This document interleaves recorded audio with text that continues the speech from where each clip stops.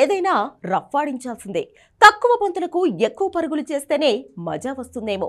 Test అయినా IPL అయినా ఉతికారేయాల్సిందే. ఇప్పుడు మనం చెప్పుకుంటున్నది ఆస్ట్రేలియా విధ్వంసకర ఆటగాడు స్టీవ్ స్మిత్ గురించే.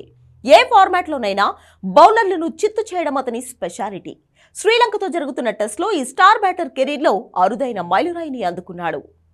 కెప్టెన్ స్టీవ్ స్మిత్ కు గాలి టెస్ట్ తొలి రోజు చిరస్మరణీయంగా మారింది. ఎందుకంటే తొలి పరుగు చేసి టెస్ట్ క్రికెట్లో 10,000 పరుగులు పూర్తి చేసుకున్నాడు. నిజానికి భారత్ ఆస్ట్రేలియా మధ్య జరిగిన బోర్డర్ గవాస్కర్ సిరీస్ సమయంలో స్టీవ్ స్మిత్ 10,000 టెస్ట్ పరుగుల మార్క్ను తాకడానికి కేవలం ఒక్క పరుగు దూరంలో నిలిచాడు. ఇప్పుడు శ్రీలంకపై తొలి పరుగు చేసి టెస్టుల్లో 10,000 పరుగులు పూర్తి చేశాడు.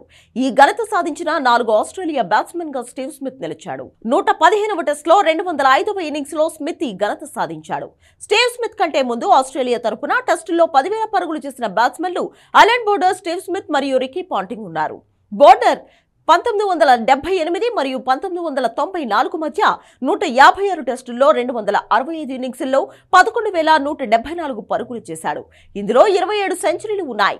1985 మరియు 2004 మధ్య స్టీవ్ 168 టెస్టుల్లో 260 ఇన్నింగ్స్ల్లో 10,927 పరుగులు చేశాడు. ఇందులో 32 సెంచరీలు చేశాడు. ఆస్ట్రేలియా తరపున టెస్టుల్లో అత్యధిక పరుగులు చేసిన ఆటగాడు రికీ పాంటింగ్. 1995 మరియు 2012 మధ్య అతను 168 టెస్టుల్లో 13,378 పరుగులు చేశాడు. అతని ఖాతాలో 41 సెంచరీలు నమోదయ్యాయి.